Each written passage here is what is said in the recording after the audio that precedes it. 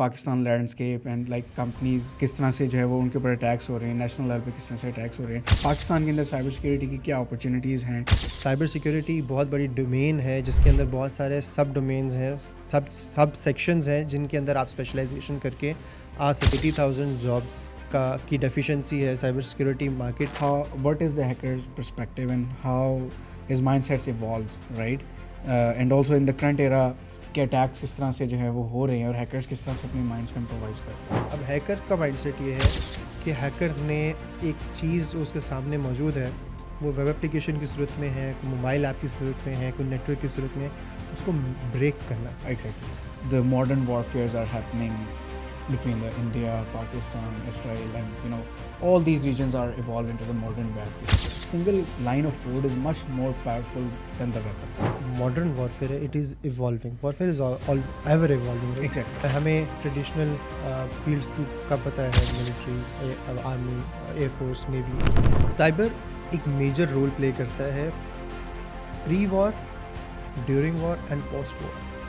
Yes, exactly. Yes, that is true. Assalamu alaikum. What's up, guys? This is Hasnain, founder of AQSec, and also I am a SME or ASM, Attack Surface Management Platforms, and we have a series of attacks, cybersecurity, where we are empowering cybersecurity individuals and also the heroes of cybersecurity as well in that industry to came here and to join us in the specific topics talks as well. So today we have most prestigious and the best cybersecurity researcher, Mr. Hamza Rabbani. Most welcome, Mr. Hamza Rabbani. Thank you. Thank you so much, Hasnain, for inviting me. I'm Hamza Rabbani. I have over 10 years of experience in the field of cybersecurity. इस 10 years के अंदर मैंने offensive security में भी काम किया, defensive security में भी काम किया।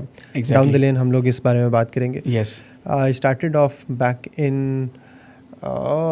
cannot remember as long as 2013, 2014 और उससे भी पहले जब मैं I was back in matric, तो तब से ही मुझे इंटरेस्ट था।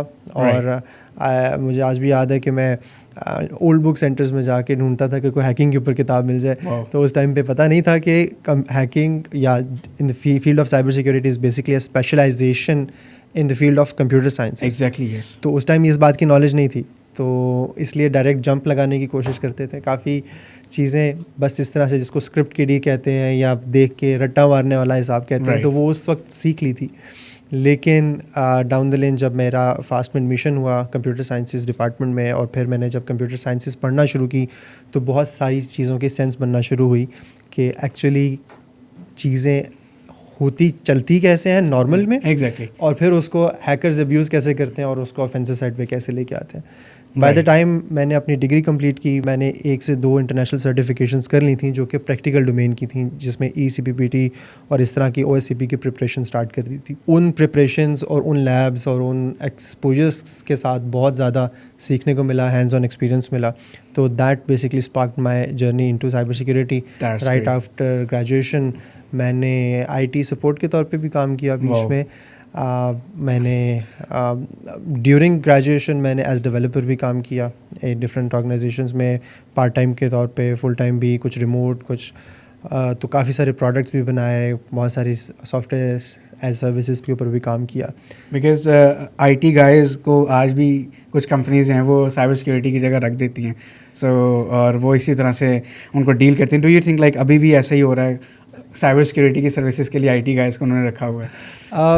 हैपन्स लोगों को एक्चुअली नॉलेज नहीं है कि एक्चुअली साइबर सिक्योरिटी डोमेन क्या है, तो वो ऑटोमेटिकली फिर जो IT सपोर्ट होती है उससे एक्सपेक्ट कर रहे होते हैं कि वो लेवल ऑफ एक्सीलेंस जो एक इस फील्ड का एक्सपर्ट प्रोवाइड करेगा वही उनसे एक्सपेक्ट किया जाता है। ये मैंने जैसे बात शुरू में कही कि cyber security domain computer sciences की स्पेशलाइजेशन है। Exactly, yes.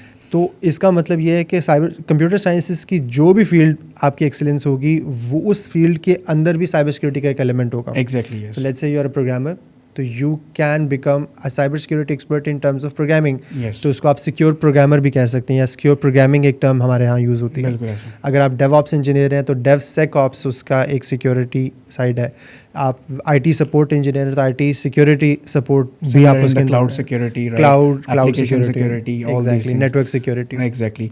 So, today's we will discuss like Pakistan landscape and like companies किस तरह से जो है वो उनके ऊपर अटैक्स हो रहे हैं, नेशनल लेवल पे किस तरह से अटैक्स हो रहे हैं. So specifically I would like to know first के पाकिस्तान के अंदर साइबर सिक्योरिटी की क्या अपॉर्चुनिटीज़ हैं, क्या वर्थ है पाकिस्तान के अंदर, और जो इंटरनेशनल वर्ल्ड है जिसमें जैसे कि आप जानते हैं कि we have like 80,000 jobs deficit only in the US, right, of cybersecurity industry. So how you think like क्या opportunities हैं, what are the impact that we can create together? Please. जब हम बात करते हैं कि 80,000 जॉब्स की डेफिशिएंसी है cyber security market, US market में, तो ये एक बात समझने की ज़रूरत है कि ये बहुत बड़ा अम्ब्रेला है. Exactly. साइबर सिक्योरिटी बहुत बड़ी डोमेन है जिसके अंदर बहुत सारे सब डोमेन्स हैं, सब सेक्शंस हैं जिनके अंदर आप स्पेशलाइजेशन करके आ सकते हैं. उसमें ऑफेंसिव सिक्योरिटी भी है, Exactly. उसमें डिफेंसिव भी है, उसमें गवर्नेंस, रिस्क एंड कंप्लाइंस भी है. ये मैं 3 बिग अम्ब्रेलाज बता रहा हूँ. इसके अलावा Red teaming, blue teaming. वो उनके सब पार्ट्स आ जाते हैं. उसके अंदर फॉरेंसिक्स भी आ जाता है, इंसिडेंट रिस्पॉन्स और इस तरह की सारी चीज़ें आ जाती हैं. तो जब बात आती है कि इतनी ज़्यादा जॉब्स की डेफिशिएंसी है तो वो ऑटोमेटिकली इन सारे डोमेन्स के अंदर है, लेकिन ज़्यादातर डेफिशिएंसी डिफेंसिव साइड पे है. Right.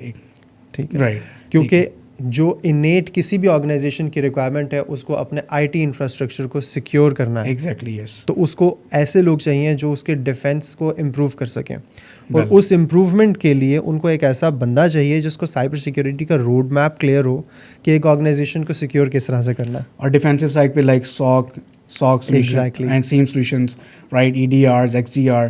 तो मोस्ट ऑफ द टाइम मुझे बता सकते हैं कि डिफेंसिव साइड में इन होने के लिए कौन कौन से रोड मैप्स हैं, कौन कौन से कैरियर्स हैं जो कि हमारे व्यूवर्स हैं जो वो ज्वाइन करके स्टार्ट कर सकते हैं, कंपनीज को ज्वाइन कर सकते हैं. डाउन द लेन अगर हम सिर्फ डिफेंसिव साइड की बात करें और बहुत एंट्री लेवल की बात करें तो बहुत ज़्यादा अपॉर्चुनिटी है सिक्योरिटी ऑपरेशन सेंटर्स के अंदर. राइट.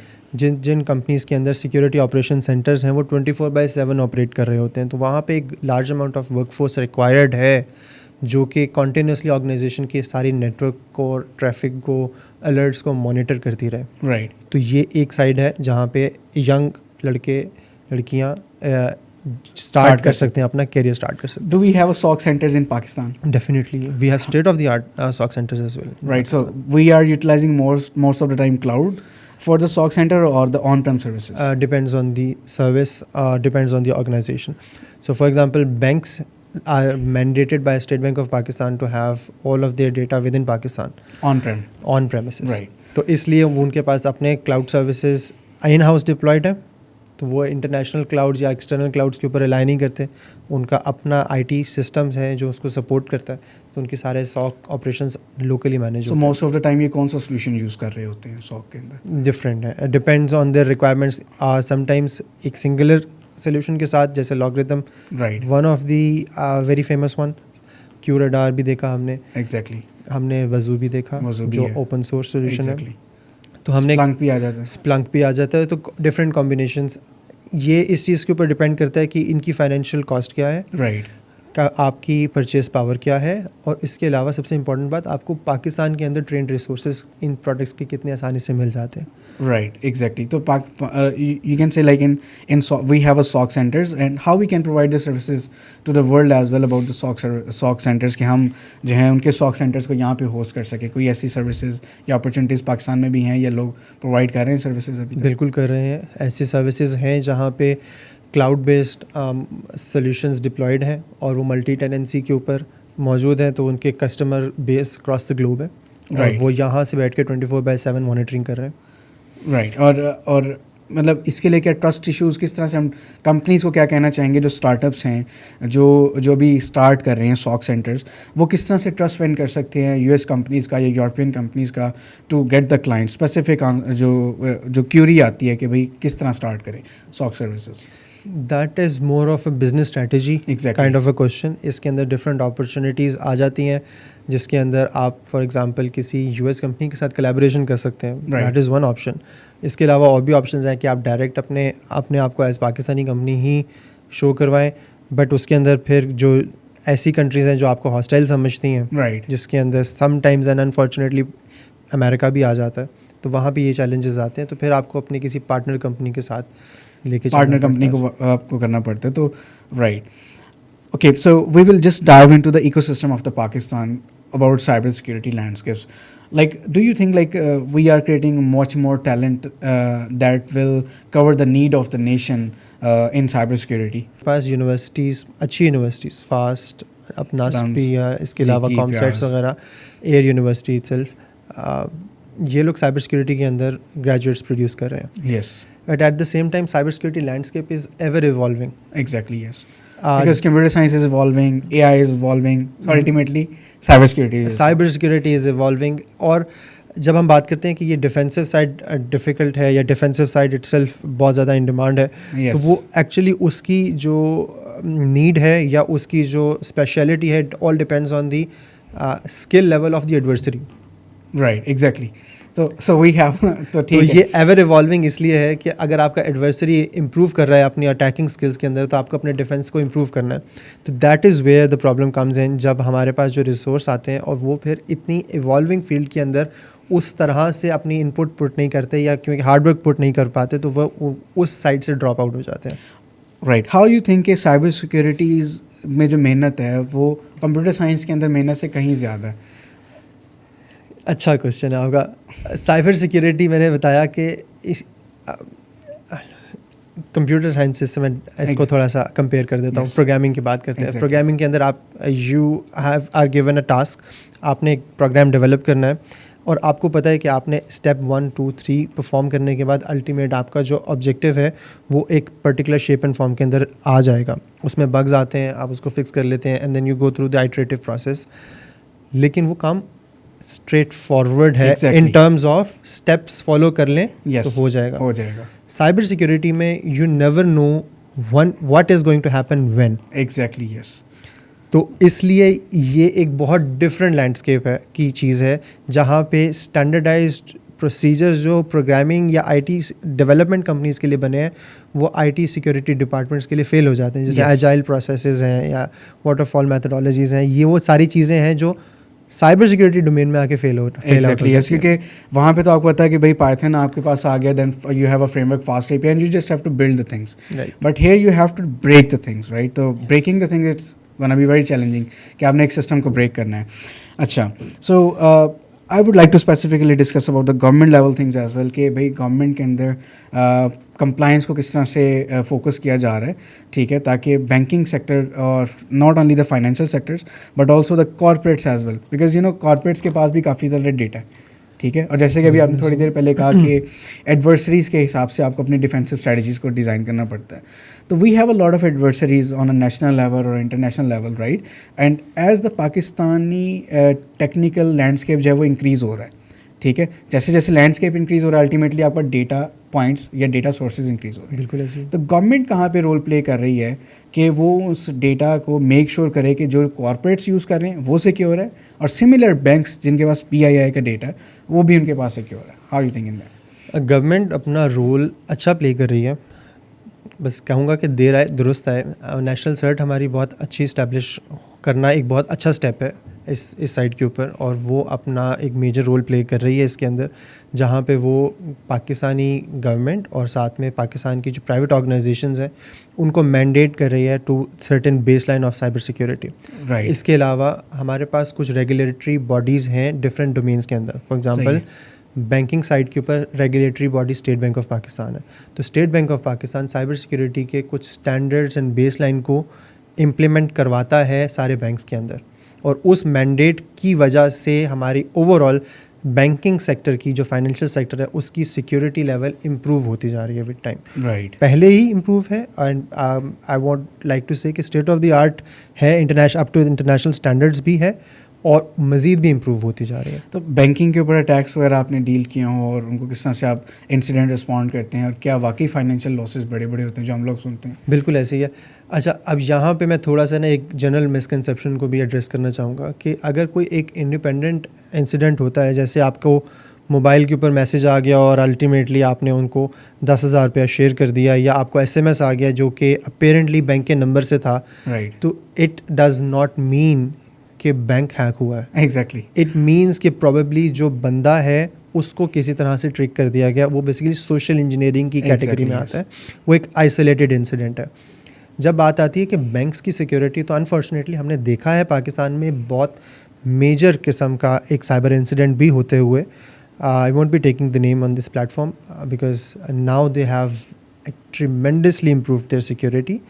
और मैंने पर्सनली उनकी have been given an opportunity to test their security as well from the external attackers perspective.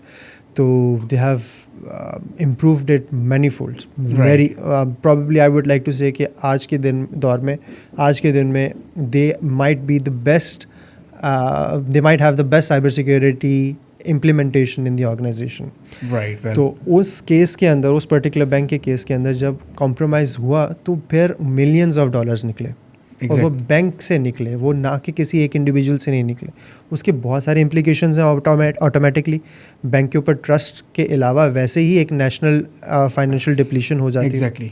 तो जब बैंक हैक होता है तो वो एक डिफरेंट पर्सपेक्टिव है और उसका डिफरेंट इम्पैक्ट है। जब एक इंडिविजुअल हैक होता है तो डेफिनेटली उसका एक डिफरेंट पर्सपेक्टिव। और सिमिलर लाइक अगर कॉर्पोरेट हैक होता है, और आप क्या बेहतर समझते हैं कि bank should have to acknowledge that like we are hacked, और either they have to consider themselves as a taboo? देखें, कोई बंदा खुद तो नहीं बताएगा कि मेरे साथ ये हो गया है, या खुद नहीं बताना चाहेगा, but there are regulations and laws in place जो इस चीज़ को मैंडेट करते हैं। एंड पाकिस्तान में ऐसे लॉज हैं? बिल्कुल है। स्टेट बैंक एक्नॉलेज करें? बिल्कुल है। स्टेट बैंक ऑफ पाकिस्तान के उन्होंने प्रॉपरली अपने कंप्लाइंस के थ्रू ये चीज़ इन्फोर्स की हुई है कि अगर कोई बैंक में किसी किस्म का ब्रीच होता है, they are mandated to inform state bank of Pakistan कि आप ये ब्रीच हुआ है। ये हमारा जो इंसिडेंट रिस्पॉन्स का प्रोसेस इनिशिएट हुआ, उसके बाद हमारे ये रिपोर्ट है अल्टीमेटली जो हमने रूट कॉज एनालिसिस करके आइडेंटिफाई किए हैं कि ये थ्रेट एक्टर्स हैं, these are the indicator of compromises and everything is shared with state bank of Pakistan.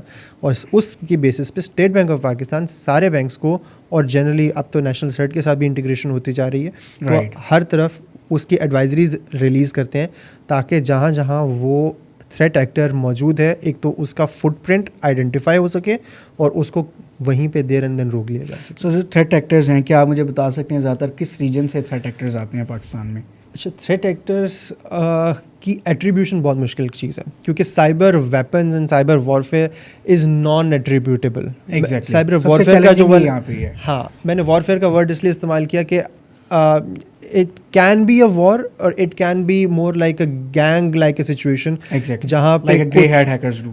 grey hat black hat hackers, जो कि gang like situation इसलिए कि कुछ लोग मिलके they think कि हाँ जी हमें अब ये करना है, तो फिर they can wage some kind of actions against an organization or country in particular manner जो कि उसको उसकी चीज़ों को डिसरप्ट कर सकते हैं। तो फॉर एग्जांपल कोई बंदा कहे कि जी मुझे पैसे कमाने हैं और प्रॉबेबली पाकिस्तान के बैंक्स जो हैं वो इतने सिक्योर नहीं है, तो let's try to compromise them.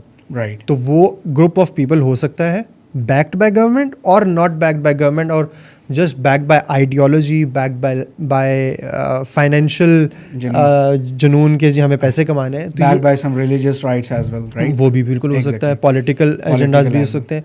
तो जो भी है ये उसी लेवल की इम्प्लीमेंटेशन कर सकते हैं इन टर्म्स ऑफ एडवर्सरियल एक्शंस, जिस लेवल के एक स्टेट कर सकती है। State is more powerful then individuals definitely, इसमें कोई शक नहीं, because they have all equipment, all resources, equipment है, resources उनके पास हैं, लॉ उनके हाथ में।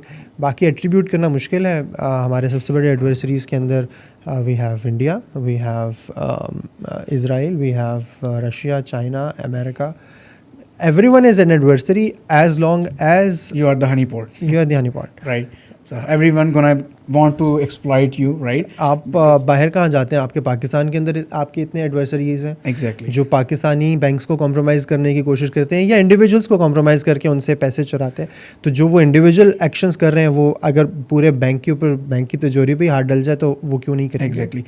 अच्छा, most of the time getting back to the education sector and fast forward about specific things, कि एजुकेशन सेक्टर के अंदर ज़्यादा स्टूडेंट्स फिशिंग से क्यों स्टार्ट करते हैं, और why like they start with black hat, social media like Instagram, Snapchat. हमें उनको सही तरह बताना है कि भाई that is not a right way, the right way is to start with hack the box और अदर बर्ड स्ट्रीट और stuff like that. So how you think like they can start in a right way and why they choose the wrong way? Why का तो question बड़ा अच्छा है। उसकी reason ये है कि साइबर सिक्योरिटी का जब वर्ड आता है, ये बाय द वे ये एक रिलेटिवली न्यूअर वर्ड है. इससे पहले जो वर्ड इस्तेमाल होता था वो हैकिंग का इस्तेमाल होता था. Yes exactly. अब जब हैकिंग की हम बात करते हैं तो हमें ऑटोमेटिकली एक नेगेटिव इसके साथ सेंटिमेंट अटैच्ड है. नेगेटिव इस वजह से कि हैकर्स आम तौर पे लोगों की ज़िंदगियों में थोड़ा सा तंग करना, परेशान करने के हवाले से काम करते रहे. तो जो नॉर्मल हैकिंग करते हैं वो बेसिकली सोचते ये हैं कि हम social media account compromise, evil mindset, you know, evil mindset, आपने कोई भी अपनी सुपीरियरिटी दिखानी है. यूनिवर्सिटी, स्कूल, कॉलेजेस के अंदर लोगों ने अपने ग्रेड चेंज करने हैं, सोशल गेन्स हैं उनके, इनसे रिलेटेड है. तो इसलिए definitely that knowledge comes with power. Yes. With that knowledge comes power. And also the responsibility as well. Responsibility तब आएगी जब आप में ethics होंगे. Exactly. Right. बिल्कुल ऐसा. तो ये बात है कि लोगों को का जो पहला इंट्रोडक्शन होता है साइबर सिक्योरिटी से या हैकिंग से, वो इसी चीज़ के इर्द गिर्द होता है, बिकॉज वो अपना कोई ना कोई ऑब्जेक्टिव अचीव करना चाहते हैं. तो इस वजह से ये यहाँ से स्टार्ट करते हैं. अनफॉर्चुनेटली कोई स्ट्रीमलाइन इनको बताने वाला नहीं है कि स्टेप बाय स्टेप क्या प्रोसेस होना चाहिए इस डोमेन में आने के लिए, क्योंकि ये domain is much beyond than just hacking Facebook, Instagram, Snapchat kind of a thing. Right, it is much more, exactly. So do you think like why the certifications are important for the students in cybersecurity? क्योंकि hackers हमने देखा most of the time अगर वो certifications उनके पास नहीं है, ठीक है, but they are still much more talented. And why the companies are putting the restrictions कि भाई आपका सर्टिफिकेशन होगा तभी हम आपको हायर करेंगे. यानी कि आपके पास सैलरी 1,20,000 है और आप कह रहे हो SCP भी होना चाहिए. So why the certifications are important and also why the companies are demanding the certifications? अच्छा सवाल है. उसकी एक बहुत वैलिड रीज़न ये है कि बहुत सारे लोग जो हैं वो एक सर्टेन स्किल सेट तो गेन कर लेते हैं, लेकिन उस स्किल सेट को स्टैंडर्डाइज़ नहीं कर पाते. ये जो इंटरनेशनल सर्टिफिकेशंस या नेशनल भी जो लोग इस चीज़ में काम कर रहे हैं वो बेसिकली एक बेसलाइन डिफ़ाइन कर रहे हैं. मैं एग्जांपल से समझाता हूँ कि CEH सर्टिफाइड एथिकल हैकिंग एक सर्टिफिकेशन है जो कि EC काउंसिल रिलीज़ करता है. अब एज ए सिक्योरिटी प्रोफेशनल और इस फील्ड के अंदर हमें पता है कि ये एक बिगिनर लेवल या बिगिनर फ्रेंडली सर्टिफिकेशन. तो हमारे पास जब CV आएगी तो ऑटोमेटिकली हमें पता चल जाएगा कि ये रिसोर्स किस कैलिबर का है just by looking into the CV. Right, exactly. Without even going towards technical interview, technical sections, जैसे हम लोग प्रैक्टिकल एग्जाम भी लेते हैं हायरिंग से पहले. तो वो सब कुछ करने से पहले हमें एक तो लोगों को स्टैंडर्डाइज करने में आसानी हो जाती है. राइट. क्योंकि हमारे पास भी एज ए कंपनी बहुत ज़्यादा CVs भी आ रही होती हैं और हमने उसमें से सिलेक्शंस करनी होती हैं. दूसरा, जो हमारे कस्टमर्स हैं, फॉर एग्जांपल लेट्स से कि कोई बैंकिंग सेक्टर से बैंक है, तो वो भी डिमांड करते हैं कि उनको भी एक स्टैंडर्डाइज्ड टेस्टिंग मिले. एग्जैक्टली. क्योंकि उन्होंने अपने जो आगे रेगुलेटर है उसको भी स्टैंडर्ड के मुताबिक चीज़ें प्रोवाइड करनी है.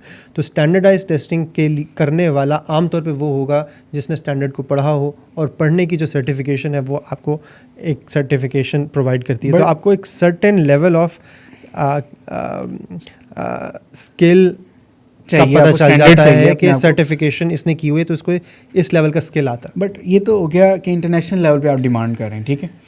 पाकिस्तान में फॉर एग्जांपल एक बच्चे ने बैचलर्स किया हुआ कंप्यूटर साइंस में, उसको जॉब मिल जाएगा, राइट. उसके पास क्या है कि उसने पाकिस्तानी यूनिवर्सिटी से बैचलर्स किया. बट एक सिक्योरिटी रिसर्चर जिसने बैचलर्स ही किया, राइट, उसको सिक्योरिटी की अपॉर्चुनिटी नहीं दी जाएगी क्योंकि उसने OSCP नहीं किया. तो क्या हम यहाँ पर कोई प्रोग्राम इस तरह का इनिशिएट कर सकते हैं? Because as we are initiating the AQSec and under that we have a vision to provide certifications in Pakistan. Not only कि भाई हम OSCP करवाएं, हम अपने स्टैंडर्ड्स के हिसाब से करवाएं. तो what do you think like also the feedback about this initiative, ठीक है, कि how you think like it's gonna empower the people as well, और हम अपने स्टैंडर्ड से किस तरह वेरीफाई कर सकते हैं? सबसे पहले बात आती है कि स्टैंडर्ड की रिकग्निशन. आपने बात की कि जो स्किल्ड रिसोर्स है वो ग्रेजुएट करता है लेकिन उसको इस वजह से जॉब नहीं मिलती कि उसके पास सर्टिफिकेशन नहीं है. और पाकिस्तान में रहते हुए सबसे बड़ा बैरियर टू सर्टिफिकेशन हमारे पास नॉलेज नहीं है, फाइनेंशियल एस्पेक्ट है. क्योंकि OSCP जिसकी आप बात कर रहे हैं ये ऑफेंसिव सिक्योरिटी की सर्टिफिकेशन है जो कि $1,700 कॉस्ट करती है as of today. Exactly. Maybe price और चेंज हो जाए. And it's right now like 2,500 as well. कुछ लर्निंग मटेरियल्स ऐड करके और ऐड करके और भी ऊपर जा रही है इनकी प्राइसेस. तो हमारे लिए फाइनेंशियल कॉस्ट इसका एक मेजर बैरियर है. अब इस चीज़ को एज कंपनी रिप्रेजेंटेटिव या इस इंडस्ट्री के रिप्रेजेंटेटिव वी टोटली अंडरस्टैंड. हमारे Right. पास बहुत सीनियर रिसोर्सेज भी हैं जिनके पास OSCP नहीं है, नहीं है। ठीक है, लेकिन इसका ये मतलब नहीं कि हम हायरिंग नहीं कर रहे होते। उसके और बहुत सारे तरीके हैं। आप अपनी रिसर्च को पोर्ट्रे कर सकते हैं। आप अगर डाउन द लेन अपनी सिक्योरिटी स्किल्स दिखाना चाहते हैं तो आपके पास लेजिटिमेट प्लेटफॉर्म्स हैं, जैसे ट्राई हैक मी का आपने जिक्र किया, हैक द बॉक्स है, लेट्स डिफेंड। बिल्कुल। आप इनके ऊपर अवेलेबल फ्री लैब्स परफॉर्म करें और उन लैब्स के अगेंस्ट आपको certificate free of cost issue हो जाएगा। तो उसको अपनी CV का पार्ट बनाए कि you have done these machines. Even though like hack the box machine solve की है, you can name them, right? बिल्कुल ऐसे ही है, आप वो करें। और as a recruiter, as technical interviewer, हमें बिल्कुल अंदाज़ा हो जाएगा कि अगर इस बंदे ने इस लेवल की मशीन की है तो इसका मतलब है कि इसका स्किल लेवल ये है। और इवन तो अगर आपके पास हैक द बॉक्स से भी पैसे नहीं है तो आप CTF टाइम पे जाके CTFs करें। बिल्कुल ऐसे ही है। Right. हैक द बॉक्स भी आपको फ्री मशीन्स भी प्रोवाइड करता है, आपको पेड भी करता है। Yes. और अगर आपकी CV में 10, 15, 20 मशीन्स हैं जो बेशक फ्री कैटेगरी की हों, Right. तब भी it's a very good and very strengthened CV। How the developers can convert themselves into the cyber security researcher, क्योंकि हमने देखा जैसे ही ये ले ऑफ आया, Microsoft laid off 2000 people, right? तो IT के अंदर एक बहुत बड़ा ले ऑफ है। और राइट नाउ जो कॉर्पोरेट सेक्टर के अंदर डेवलपर्स हैं, इंजीनियर्स हैं, they wanted to switch their career. Most of the time they don't want to switch into the AI, right? As a buzzword, how they can switch themself into the cyber security? For developer side, अगर उनकी development बहुत strong है तो I would recommend कि वो secure development की side पे चले जाएं या सिक्योर कोड ऑडिट्स की साइड पे चले जैसे जाएं। कि OS, secure code, tactics and techniques हैं। वो standardized way of doing that same task है। Exactly. बेसिक मकसद ये है कि सोर्स कोड को पढ़ें और उस सोर्स कोड के अंदर से वो प्रॉब्लम्स आइडेंटिफाई करें जो कि एक नॉर्मल डेवलपर आइडेंटिफाई नहीं कर पाता। और Right. ऑब्वियसली उसके लिए आपको बैकग्राउंड ऑफ हैकिंग रिक्वायर्ड है, आपको इन टर्म्स ऑफ Networking required है। अंडरस्टैंडिंग रिक्वायर्ड है कि एक हैकर क्या एक्शंस परफॉर्म करता है और उसके अगेंस्ट क्या कोड लिखा हुआ होता है जो वनरेबल होता है, राइट। और उसको फिक्स कैसे होना चाहिए। मोस्ट ऑफ द टाइम क्या ये वैलिडेशंस नहीं है, मतलब कि वैलिडेशंस को इम्प्रोवाइज कर देना कोड के अंदर, इनपुट वैलिडेशंस को, इनपुट फील्ड्स को मैनेज कर नॉट देना। Always so there are other sectors as well. बिल्कुल उसमें बिल्कुल है। उसमें बहुत सारे लॉजिकल बग्स भी हो जाते हैं, बहुत Right. सारे बिजनेस लॉजिक फ्लॉज भी आ जाते हैं, बहुत ज़्यादा ऐसे इंडिपेंडेंट वनरेबिलिटीज़ होती हैं जो कि इंडिपेंडेंटली उनका इम्पैक्ट नहीं होता, राइट। लेकिन जब उनको चेन कर देते हैं स्टेप 1, 2, 3, ठीक है। तो वो एक बहुत ज़्यादा इम्पैक्टफुल वनरेबिलिटी में कन्वर्ट हो जाती है। Okay, so specifically, I would like to know the hacker's mindset. How you think personally, you know, you work with the defensive side, and you will have a lot of stories on the hacker's perspective as well. So I would like to know, like, what is the hacker's perspective and how his mindsets evolves, right?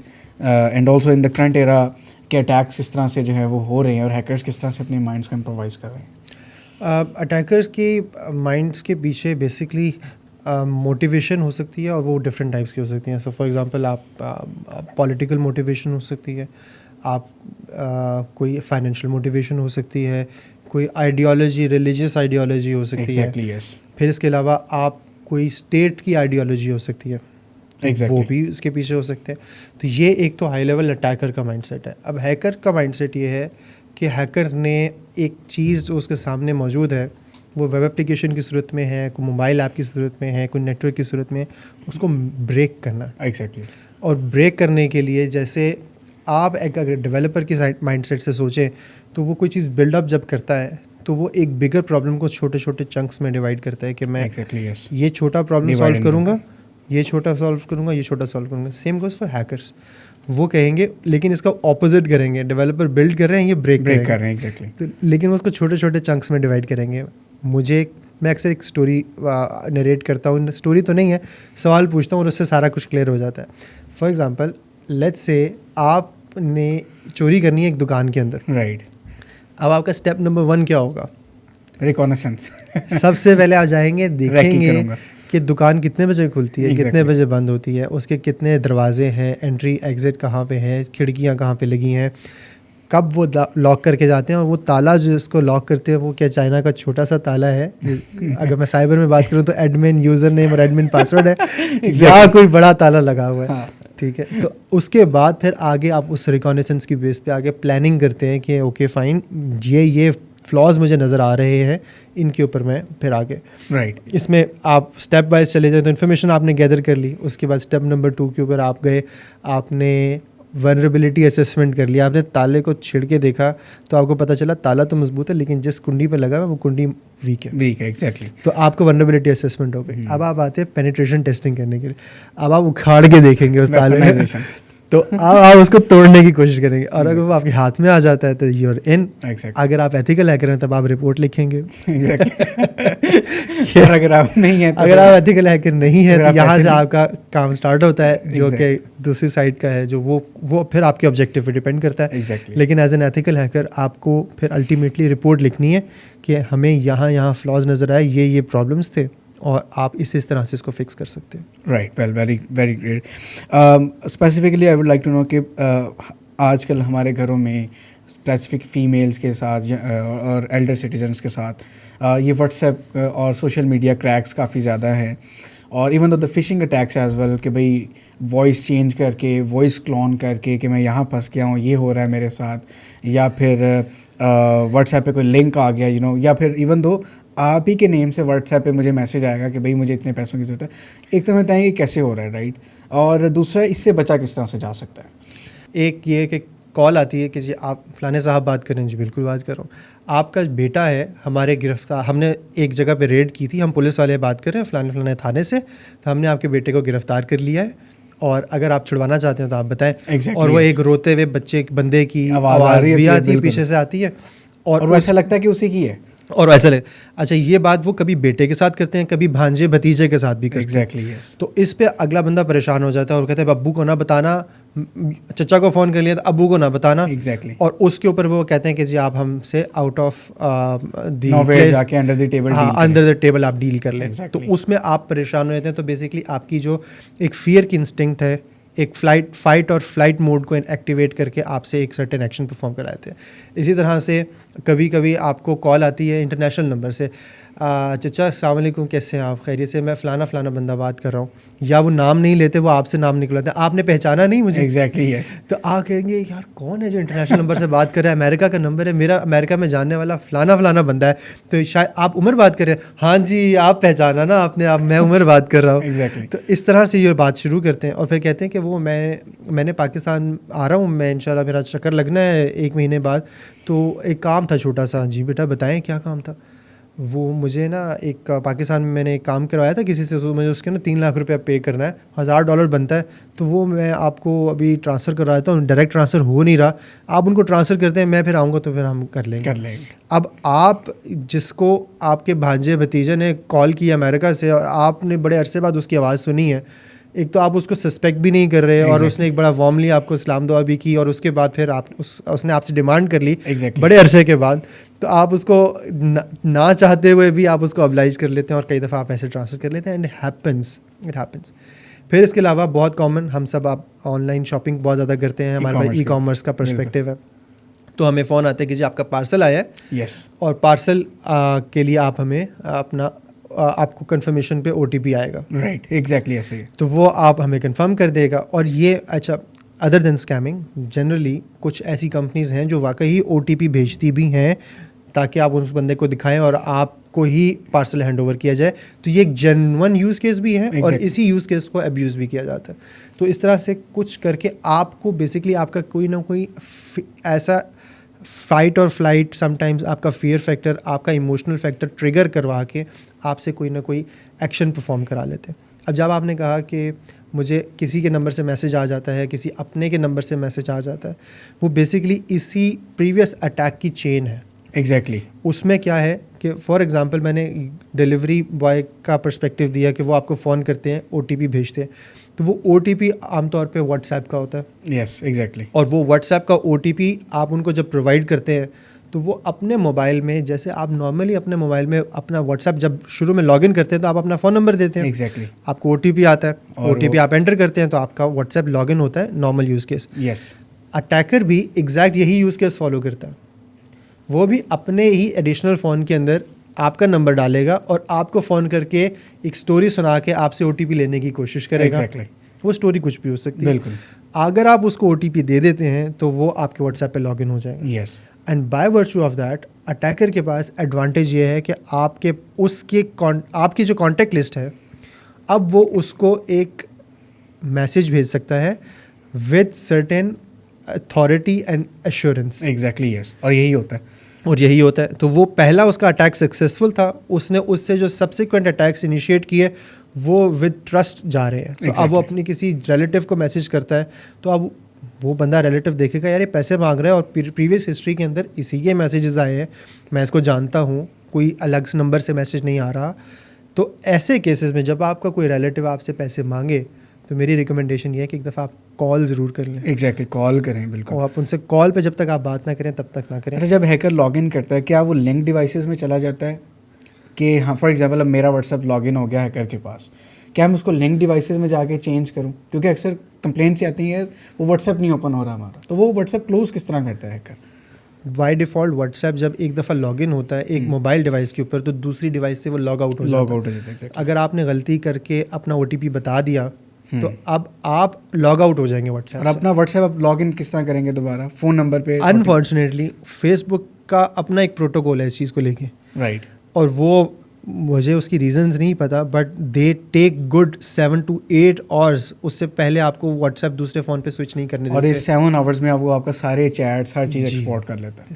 सारी चीज़ें export कर लेता है। तो Y WhatsApp जो है वो MFA involve नहीं करता इसके अंदर कि ये काफ़ी अटैक्स पाकिस्तान में तो काफ़ी एक्सट्रीम लेवल पे अटैक्स होंगे?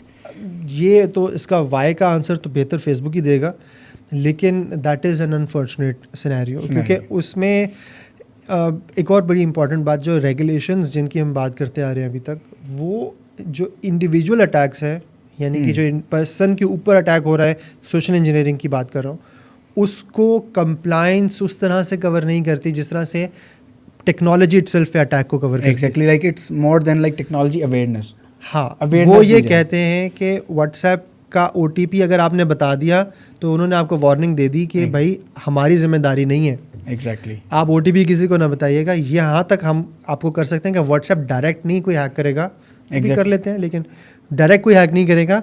लेकिन अगर आपने OTP बता दिया तो अब हमारी जिम्मेदारी नहीं है। Right, that is something like very interesting. So I would like to know more than like also like keyloggers, rats, ransomwares, malwares as well, because you know कि for example किसी को PDF भेजते थे, पहले ऐसा होता था PDFs के साथ binders लगा देते थे, वो binders execute होते थे, and then we have some backdoors like rats, और either हम लोग keyloggers इंस्टॉल कर सकते हैं। क्या ये आज भी पॉसिबल है? और अगर पॉसिबल है क्या इसका मॉडर्न वेज क्या है, या इसे बचा किस तरह से जा सकता है? सबसे पहले तो मैं ये जो आपने सारी बात की, ये मेलवेयर्स की एक फैमिली की बात आप कर रहे हैं, जिसमें रिमोट एक्सेस ट्रोजन जिसको रैट आप कहते हैं, मेलवेयर्स में की लॉगर्स हैं, आपकी टाइप जो कर रहे हैं वो सारी कलेक्ट कर रहे होते हैं। इसके अलावा जो सबसे प्रीडोमिनेंट और सबसे मशहूर टाइप के वायरसेस हैं वो रैंसमवेयर्स हैं, जो हमारे जनरल पब्लिक को अफेक्ट करते हैं। एग्जैक्टली, रैंसमवेयर्स आम तौर पे, ये तमाम मेलवेयर्स आजकल के दौर में प्रोपेगेट होते हैं क्रैक सॉफ्टवेयर्स के साथ, राइट, आम तौर पे। इसके अलावा भी हो सकते हैं जनरली। हम मिनहाजुल कौम हर चीज़ क्रैक करने के बहुत शौकीन है। एग्जैक्टली, हम विंडोज से लेके माइक्रोसॉफ्ट ऑफिस से लेके गेम से लेके एवरीथिंग हम यूज क्रैक। एग्जैक्टली, कॉर्पोरेट्स के अंदर भी क्रैक करते हैं, कॉर्पोरेट्स में भी क्रैक करते हैं। और उसकी कुछ रीजंस हैं कि हमारे यहाँ रेगुलेशंस रिलेटिवली अगर हैं तो इन्फोर्समेंट उनकी नहीं है। yes. दूसरा रीज़न उसका मेजर ये है कि ये जितने भी सॉफ्टवेयर्स हैं ये इंटरनेशनली डेवलप्ड हैं, तो उनकी प्राइस टैग्स भी डॉलर्स में है, और डॉलर जब फ्लक्चुएट करता है तो आपका ओवरऑल बजट फ्लक्चुएट कर जाता है। एग्जैक्टली, क्योंकि आप पाक रुपीज़ में बजटिंग कर रहे होते हैं। तो ये कुछ इसकी प्रीडोमिनेंट रीजंस हैं। बट कंसिडरिंग दैट, जब आप क्रैक सॉफ्टवेयर इंस्टॉल करते हैं तो उसके साथ एक readme.txt फाइल होती है, वो बताती है कि ये DLL जाके है कि आपने जब ये क्रैक इंस्टॉल करना है तो उससे पहले आपने एंटीवायरस बंद कर देना, और बंद करने का पूरा प्रोसेस है कि आपने यहाँ राइट क्लिक करना है, इधर जाके आपने इसको ऑफ करना है। वंस यू डू दैट, उसके बाद फिर वो आपने इसको राइट क्लिक करके रन एज एडमिनिस्ट्रेटर करना है, and you do that. Exactly, that is kind of a form of social engineering, right? कि वो आपको बता रहा है कि आपने क्या करना है क्या नहीं करना। अब उससे क्या होता है, अल्टीमेटली डिफरेंट इस मैलवेयर कैटेगरी में से किसी भी कैटेगरी का मैलवेयर डिप्लॉय हो सकता है, जिसमें रैंसमवेयर इज़ प्रीडोमिनेंट, जो कि बहुत लाउड है और बहुत विजुअलाइजेबल है, हर बंदे को रिलेट कर सकता है। बहुत दफ़ा ऐसे केसेस हुए कि मेरे अपने कुछ जानने वाले जो कि फ़ोटोग्राफी की डोमेन में हैं, जो लेट्स से शादी की फ़ोटोग्राफी करते हैं, अब वो एक एल्बम प्रिपेयर करके आए हैं, एक शादी हुई है, एंड देन उनके कंप्यूटर में रैंसमवेयर वायरस आ गया, एंड देन वो जो उन्होंने एल्बम प्रिपेयर करनी थी, जो कस्टमर को उन्होंने देनी थी, वो सारा कुछ चला गया। अब रैंसमवेयर्स के साथ प्रॉब्लम है कि वो मैथमेटिकली इनक्रिप्ट कर रहे होते हैं, और जो हैकर जिसने वो एल्गोरिथम लिखा है उसके पास उसकी मैथमेटिकल की है। अब जब तक आपको वो की नहीं मिलती, आप उसको उस फॉर्म के अंदर कन्वर्ट नहीं कर सकते। It's more of a shuffling kind of thing, जहाँ पे हमारे कंप्यूटर में जितनी फाइल्स हैं वो बाइट्स हैं, 101010, राइट? तो आप उसको उसकी सीक्वेंस को शफल कर देते हैं बेस्ड ऑन द की। अगर आपको की मालूम हो जाए तो आप उसको रीशफल करके ओरिजिनल फॉर्म में ले आएंगे। बट अगर आपको वो नहीं पता चलती तो मसला है। तो रैंसमवेयर्स में अक्सर हमसे कस्टमर्स भी पूछते हैं कि अब हम क्या करें डेटा को रिट्रीव करने के लिए। तो उसमें एक ऑप्शन तो डेफिनेटली डेटा रिकवरी आ जाती है, डेटा रिकवरी है, बैकअप सॉल्यूशंस की तरफ से आ जाती हैं, राइट? फिर कुछ मैलवेयर रिवर्स इंजीनियरिंग्स भी आ जाती हैं, जहाँ पे कई दफ़ा उसकी की हार्ड कोडेड होती है। तो वहाँ से भी चीज़ें निकल आती हैं। कई दफ़ा मेमोरी के अंदर हार्ड कोडेड होती है, तो वो एस्पेक्ट भी आ जाता है। फिर उसके अलावा कुछ तीसरा चौथा सोल्यूशन आमतौर पे नहीं है, अनफॉर्चुनेटली, राइट? डेटा लॉस अक्सर हो जाता है ऐसे केसेस के अंदर। इसमें ये भी हो सकता है कि हम डेटा फॉर्मेट करके कुछ डेटा रिकवरी टूल से डेटा रिकवर कर लें, हो सकता है। मतलब there are chances, there are ways. ये हिट एंड ट्राइज हैं, अटेम्प्ट्स हैं, आप करके देखें। आपको नहीं पता कि जो मैलवेयर फैमिली है वो इन चीज़ों को कैटर फॉर कर रही है कि नहीं कर रही। क्योंकि अगर हम अटैकर की साइड पे देखें तो उसका अटैक सक्सेसफुल तब है जब उसको रैंसम की अमाउंट पे होती है, right? And if you wanted to learn more about ransomwares and like in the current era, तो you can go to the ransomware.live, जहाँ पर आपको पता है कि latest ransomware attacks and the APTs are also there. अच्छा, so my specific next question related to about कि भाई deep fakes, you know, AI is evolving right now. It's not a buzzword, it's evolved already.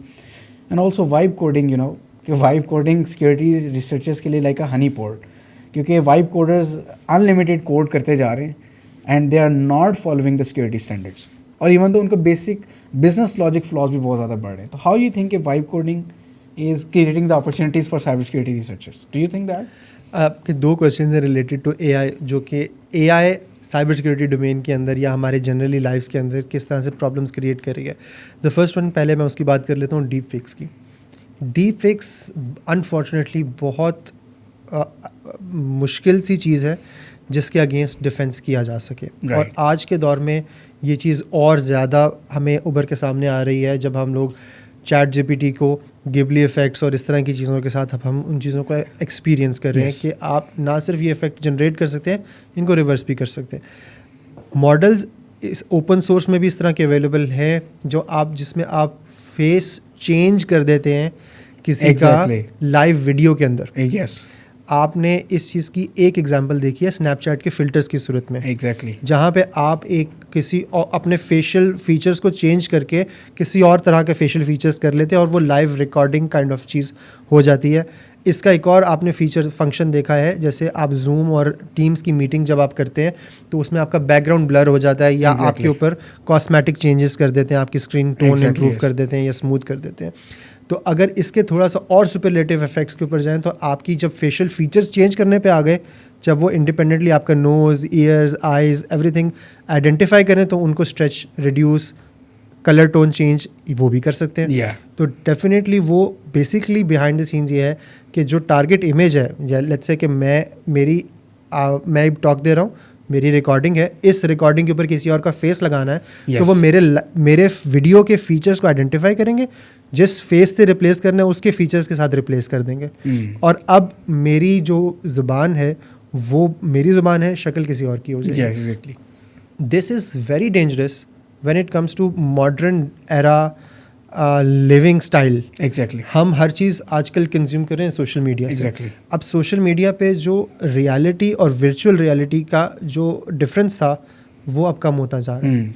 हम लोग ये भी देखते आ रहे हैं कि हमारे यहाँ कुछ लॉ इन्फोर्समेंट एजेंसीज़ भी क्रिमिनल्स के अगेंस्ट एक्शंस ले रही हैं based on videos, which is good but dangerous at the same time. Exactly yes, even तो विदाउट कॉन्टेक्स्ट रिकॉर्डिंग्स आ रही हैं, विदाउट कॉन्टेक्स्ट वॉइस रिकॉर्डिंग्स हैं, ये तो चले मैंने जिनके ऊपर सोशल इश्यूज भी क्रिएट एग्जैक्टली मैंने लॉ इन्फोर्समेंट तो चले हाँ। एक बहुत एक एक्सट्रीम केस बात कर ली, आई एम श्योर कि वो बेहतर इस चीज़ को इन्वेस्टिगेट भी करते होंगे, लेकिन ये सोशल इश्यूज एग्जैक्टली जहाँ पे ख़वातीन के रिलेटेड ये वाले मसले, डाइवोर्सेस इवन तो मैंने सुना हो बिल्कुल, जाते हैं कि विदाउट कॉन्टेक्स्ट कोई रिकॉर्डिंग हो गई है एंड देन वो डाइवोर्सेस हैं। इसके अलावा वैसे आपकी डीप फेक का तो बेसिकली आप किसी की फिजिकल अपीयरेंस के ऊपर किसी और की शक्ल लगा दें तो आप उससे जो मर्जी चीज़ करवा लें।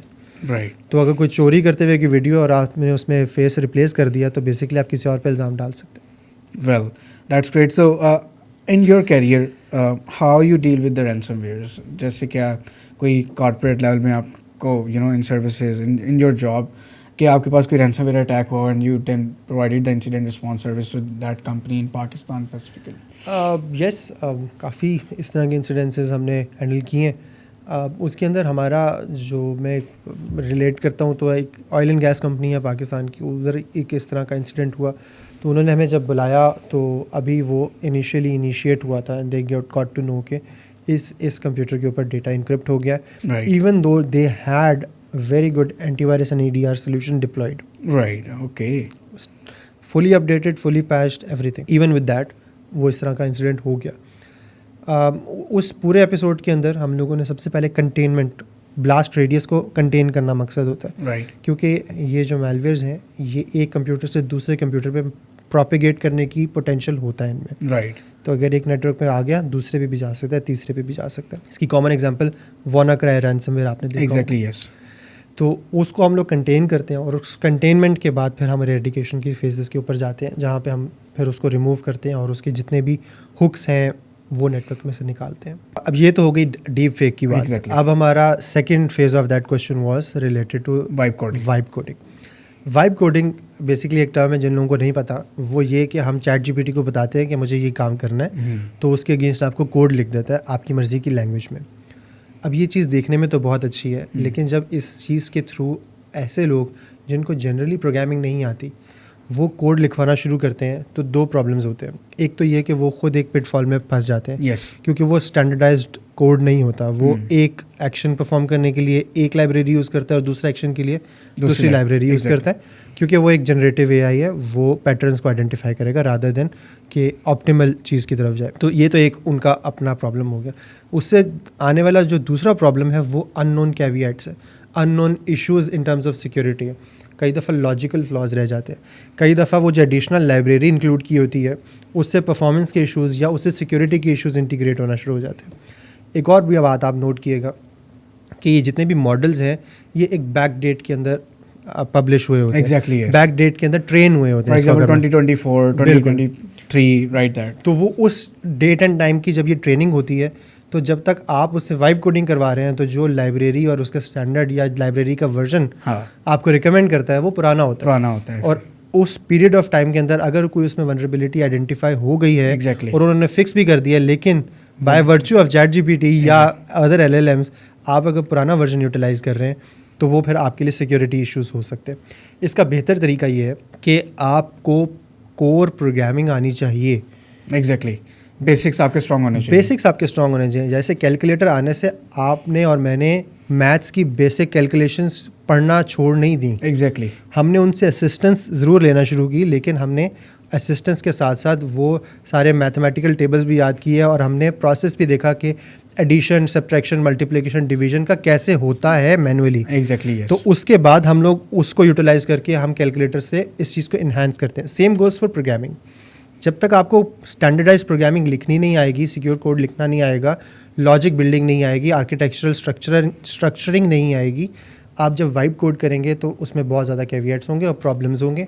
और ख़ास तौर पे जब आपका multi tenancy based solution, multi structural solution, जैसे आपने 3 tier 4 tier 5 tier आर्किटेक्चर्स आजकल जाते हैं, तब वहाँ पे तो आपको इंटीग्रेशन पॉसिबल होगी नहीं इन टर्म्स ऑफ कि ये इतने स्मार्ट नहीं है एग्जैक्टली टिल येट मैंने अभी देखा माइक्रो सर्विसेज क्रिएट करने में बहुत ज़्यादा चैलेंजेस आते हैं जो कि लेटेस्ट आर्किटेक्चर्स हैं। बिल्कुल। लेकिन सिक्योरिटी रिसर्चर्स के लिए काफ़ी एक पॉजिटिव चीज़ है क्योंकि उनको आसानी से बग्स मिल जाते हैं, वनरेबिलिटीज़ मिल जाती हैं और मैंने काफ़ी स्टार्टअप्स को देखा कि वो फेल हो जाते हैं just for the sake of vibe coding.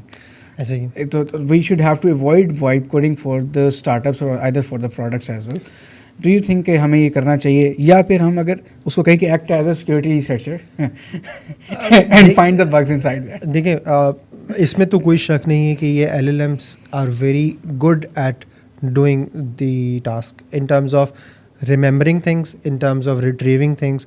हम इंसानों से बेहतर करते हैं, मिस्टेक्स अभी कर रहे हैं, but mark my words, this is the dumbest version of the LLM that is about to come. Exactly yes. ठीक है, तो आज अगर ये इतना स्मार्ट है जिसको हम अभी डमेस्ट कह रहे हैं, तो ये आगे 10 साल में कितना स्मार्ट होगा, we never know. Security assessment with LLMs, yes this is a good thing, लेकिन बात फिर वही आती है कि ये काम भी वो कर सकता है जिसको एक्चुअली सिक्योरिटी के बारे में नॉलेज हो। Exactly.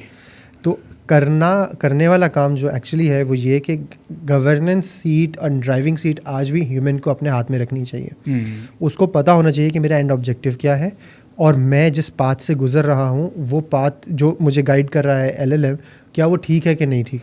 Human should be the one to decide, not these LLMs and AIs as of right now. और उसके अलावा आपने स्टैंड कोड को पढ़ना ज़रूर है। Right, exactly. आपने कोड को पढ़ना ज़रूर है कि वो कौन सा काम कैसे कर रहा है। अगर आप वो चीज़ नहीं पढ़ेंगे तो उसमें फिर आपको नहीं पता चलेगा और उसमें बग्स आपको फिर आइडेंटिफाई नहीं होंगे। So just we are getting towards the end of the podcast, but before that, I would like to know, the modern warfares are happening between the India, Pakistan, Israel, and all these regions are evolved into the modern warfares. And right now, a single line of code is much more powerful than the weapons.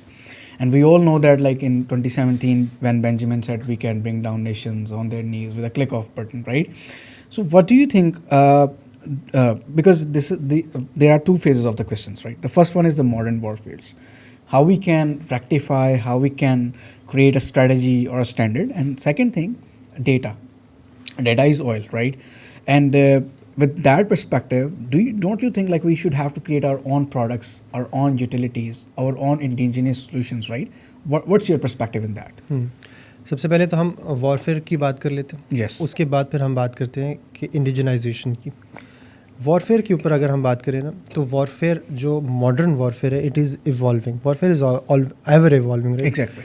हमें traditional fields की का पता है, military, army, air force, navy, ठीक है।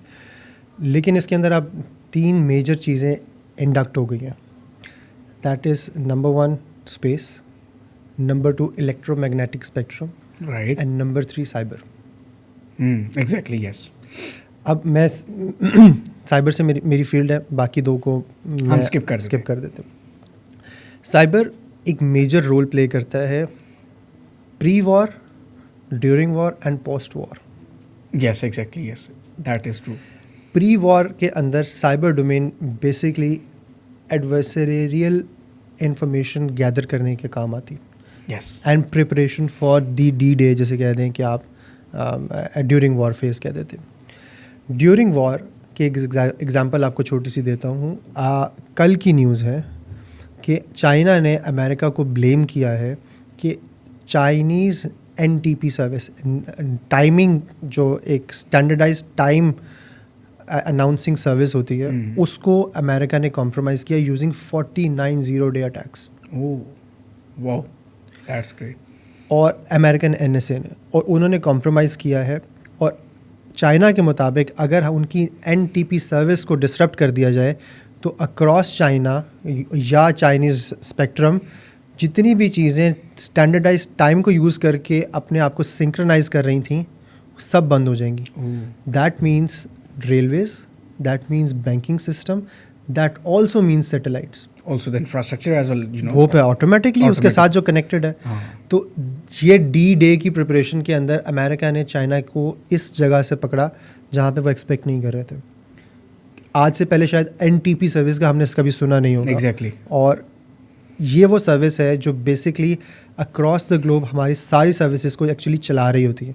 आप कभी note करें कि आपकी स्मार्ट वॉच आपके सेल फोन से टाइम सिंक्रोनाइज करती है। Yes, exactly. आपका सेल फोन एक सेंट्रल एनटीपी सर्वर से टाइम सिंक्रोनाइज करता है। ये सिंक्रोनाइजेशन इसलिए इंपॉर्टेंट है कि जो आपकी एसएसएल इंक्रिप्शंस हैं और ये आपस की कम्युनिकेशन है, एग्जैक्टली, ये भी टाइम इनकी जो डिपेंडेंसी है वो टाइम स्टैम्प्स के ऊपर है। क्या बात है। और अगर ये टाइम स्टैम्प आपकी हिल जाती है तो अल्टीमेटली आपस में कम्युनिकेशन स्टैब्लिश नहीं होगी। तो अमेरिका ने उनके एनटीपी को इसलिए कॉम्प्रोमाइज़ किया कि वो at the time of problem, political हो या फिजिकली वॉरफेयर की सूरत में हो, तो वो उनको उसको डिसरप्ट अगर करेंगे तो everything that is related to that NTP service will be closed. और आपको पता है कि चाइना अपना इंटरनेट चलाता है काफ़ी हद तक, बहुत कंट्रोल्ड आउटसाइड इंटरनेट को एक्सेस देता है। That's great. तो ये एक एग्जांपल है कि इस तरह से वो डिसरप्ट कर सकते हैं, एक कंट्री दूसरी कंट्री को डीस्टेबलाइज कर सकती है। राइट। अब एक एपिसोड पाकिस्तान के साथ हुआ जहाँ पे आपकी कराची में एक एफबीआर का पोर्टल जो आपकी बेसिकली बाय सी आने वाली ट्रेड को इंडक्ट करता है था, एफबीआर का पोर्टल कॉम्प्रोमाइज़ हो गया। ठीक है। और उस कॉम्प्रोमाइज़ के नतीजे में वो पोर्टल डाउन रहा, और जब वो डाउन रहा तो आपकी जितनी भी इंपोर्ट्स थी वो आना बंद हो गई, एक्सपोर्ट्स भी जाना बंद हो गई, इंपोर्ट्स भी आना बंद हो गई। अगर हम इंपोर्ट्स पे कहें कि गाड़ियाँ रुक गई तो कोई इतना बड़ा मसला नहीं है, अदर देन फ्रेट चार्जेस उनको चार्ज हो रहे होंगे। लेकिन अगर हम बात करते हैं वेजिटेबल्स एंड फ्रूट्स जो आपके इंपोर्ट हो रहे हैं, इस तरह की पेरिशेबल आइटम्स हैं, वहाँ पे बहुत ज़्यादा ये प्रॉब्लम आ जाती है। वो ना सिर्फ इंपोर्ट बल्कि एक्सपोर्ट दोनों साइड्स पे आपको इफेक्ट कर रहा होता है। और ये फिर अगर नेशनल लेवल पे इस तरह की कोई चीज़ हो जाए तो ये बहुत बड़ा इम्पैक्ट क्रिएट कर रहा होता है। ड्यूरिंग वॉर ये चीज़ें हो सकती हैं। अब हम वक्त के साथ साथ देखते जा रहे हैं कि चीज़ें, हर चीज़ स्मार्ट हो रही है। हर चीज़ हम अपने घरों में भी अपने इर्द गिर्द देखते हैं कि smart cities, exactly, smart living concepts दिए जा रहे हैं, स्मार्ट होम्स, इंडस्ट्रियल 4.0। हाँ, तो ये है कि हम लोगों ने अपने घरों में जो सोलर पैनल्स लगे हैं उसके साथ इन्वर्टर को भी इंटरनेट से कनेक्ट कर दिया, ताकि हमें मोबाइल के ऊपर पता चल जाए कि हमारे सोलर पैनल की कितनी बिजली की जनरेशन हो रही है। अब ये जितनी भी चीज़ें इंटरनेट से कनेक्टेड हैं, इसमें हमारे बाय द वे कैमरास भी आते हैं जो हमारे घरों में लगे हुए हैं हमारे घरों की सिक्योरिटी के लिए। ये सारे ऑटोमेटिकली उस स्पेक्ट्रम, साइबर स्पेक्ट्रम का पार्ट बन गए। राइट। अब by means of A B C D whatever इनको कॉम्प्रोमाइज़ किया जा सकता है। It's just matter of time. तो ये ऑटोमेटिकली अगर इस चीज़ को नेशंस अंडरस्टैंड करती हैं तो वो इन चीज़ों के ऊपर काम कर रही हैं as we speak. And this is happening across the globe, I'm not just talking about America and China, it's about Pakistan, India, Iran का हमने देखा कि हमने स्टक्सनेट का एक एग्जांपल देखा। जिनको नहीं पता मैं बताता चलूँ कि स्टक्सनेट एक मैलवेयर था जिसने ईरान के न्यूक्लियर प्रोग्राम को डिसरप्ट कर दिया था, जहाँ पे एक फिजिकल सेंट्रीफ्यूजेस जो कि यूरेनियम इनरिचमेंट के काम आते हैं, उसकी स्पीड उन्होंने इतनी ज़्यादा कर दी कि वो फिजिकली टूट गए, एक्सप्लोड हो गए। तो इस तरह की चीज़ें similar like Mossad did with pager explosion recently. Pager explosion, more of a supply chain attack, yes, it happened. तो ये सारा कुछ आपकी साइबर डोमेन का पार्ट है, ठीक है। एंड पोस्ट वॉर के ऊपर अगर हम बात करें तो नैरेटिव बिल्डिंग है। Exactly, information, miss information. अच्छा, मैं आपको एक और इंटरेस्टिंग कौन जीता कौन हारा, इसका एक इंटरेस्टिंग एस्पेक्ट देते हैं। हमने एक मार्का किया, अल्हम्दुलिल्लाह अल्लाह ने हमारी इज़्ज़त रखी कि हमने उनके 7 जहाज़ गिरा दिए। राइट। हम लोग इस बात को लेके as a nation we are very content and happy with the armed forces, लेकिन हम लोग सोशल मीडिया के ऊपर इसके ऊपर ज़्यादा बात नहीं करते। एग्जैक्टली। आप अगर थोड़ा सा नोटिस करें इंडियन सोशल मीडिया को, तो वो इस चीज़ को नेगेट करने के लिए फॉल्स इन्फॉर्मेशन फैलाई जा रहे हैं। एग्जैक्टली। कभी एक स्टेटमेंट, कभी दूसरी स्टेटमेंट, कभी कॉन्ट्राडिक्टिंग स्टेटमेट, कभी एडिशनल स्टेटमेंट कि हमने भी उनके इतने गिरा दिए। एग्जैक्टली। और वो कॉन्टीन्यूसली कर रहे हैं। अच्छा, अब आप इस चीज़ को, हम एज ए नेशन इसको जोक ले रहे हैं। Exactly. But it is a very smart move, you know why? History. आज से कुछ अरसे के बाद हमारी जो सिंगल सोर्स ऑफ ट्रूथ होगा ना, एग्जैक्टली, वो LLMs होंगे, चैट GPT होगा। Exactly, yes. अगर आप इस किसी एक टॉपिक के बारे में इतना ज़्यादा लिखना शुरू कर दें और इतनी ज़्यादा नैरेटिव अपनी बिल्डिंग करना शुरू कर देंगे, तो ये जो AI मॉडल्स हैं इनका बेसिक स्ट्रक्चर है पैटर्न एनालिसिस और उसके बेस पे ह्यूरिस्टिक एनालिसिस। Exactly, yes. कि एक साइड का पलड़ा भारी है, दूसरी साइड का पलड़ा हल्का है। एग्जैक्टली। अगर आप राइट पे हैं, हमें भी इसके ऊपर लिखना चाहिए एज ए सिविलियन बात कर रहा हूँ। Exactly yes. अगर हम नहीं लिखेंगे तो क्या होगा कि फिर ये हिस्ट्री क्लियर हो जाएगी। सबसे बड़ा चैलेंज क्या है कि it's not about the facts, it's about data. ठीक है, वो फैक्ट्स चेक नहीं करता, वो डेटा के ऊपर पैटर्न रिकग्निशन कर लेता है। इट्स मोर अबाउट एग्जैक्टली, और उससे पर्सपेक्टिव बनता है और उस पर्सपेक्टिव से नेशन मोरल सेट होता है। That's like very humble information. So in the end, just I would like to know, as we have started the AQSEC program, and in AQSEC program we have multiple certifications about cybersecurity, and we are very envisioning that कि हमें जितने भी resources train करना है वो corporates के अंदर अपने आप को authenticate करवा सकें, अपने उनको corporates verify कर सकें, rather than कि वो $2500 $1700 का OSCP करें। they need some cheap effective solutions जो कि उनको empower करें, इवन दो बैचलर्स को, कॉर्पोरेट इंजीनियर्स को। ठीक है, तो what do you think, like ये प्रोग्राम हेल्पफुल होगा, और अगर यस तो कितना, और हमें कोई फीडबैक आप देना चाहें कि ये चीज़ शामिल करें, just to be concise. Definitely program अगर इंडिजिनस पाकिस्तान का अपना है तो it is going to be very helpful, specifically for the youth of Pakistan जो इस डोमेन के अंदर आना चाह रहे हैं। इनको एक तो लाइव इंस्ट्रक्टर्स की एक्सेस होगी, एग्जैक्टली, इनको इनकी नेटिव लैंग्वेज के अंदर कम्युनिकेशन हो रही होगी, इनको वो वाले चैलेंजेस जो इंटरनेशनल नेटवर्क पे जाते हुए आ रहे होते हैं, फॉर एग्जांपल हमारा इंटरनेट बंद हो गया, VPN कनेक्शन एस्टैब्लिश नहीं हो रहे due to political instability, whatever the reason is, तो वो वाले एग्जाम रह जाते हैं। Obviously these things happen, exactly 24 घंटे के अंदर एक दफ़ा भी गैप गए, एग्जैक्टली इट हैपन्स, और वो फिर आपको रीअटेम्प्ट भी नहीं देते and it cost some money. Exactly, तो ये सारे चैलेंजेस आपके सॉर्ट आउट होंगे। बट आपके लेवल पे एज एन ऑर्गेनाइजेशन आपके लेवल पे एक और चैलेंज है, आपने अपना सिक्का मनवाना, इंशाल्लाह यस, वो मनवाना बहुत ज़रूरी है। मैं आपको एक और flip side of this perspective भी देता हूँ।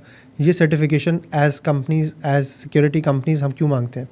सिर्फ इसलिए नहीं मांगते कि हमें आपकी नॉलेज बेस को चेक करना है, वो हम अपने एग्ज़ाम दे के भी टेस्ट करवा सकते हैं। एग्जैक्टली, हमसे कस्टमर मांगता है और हमें कस्टमर पे बिड करने के लिए कुछ सर्टेन क्राइटेरियाज हैं, उनको मीट करना ज़रूरी है। और उन क्राइटेरियाज में ये भी लिखा है कि आपकी ऑर्गेनाइजेशन में 5 OSCPs होने चाहिए। एग्जैक्टली, बिल्कुल वो स्टैंडर्ड है वहाँ पर, वो स्टैंडर्ड है कस्टमर के पास रजिस्ट्रेशन का। हमें बिजनेस भी तब आएगा जब ये सर्टिफिकेशंस होल्ड करने वाले इतने नंबर ऑफ रिसोर्सेज होंगे।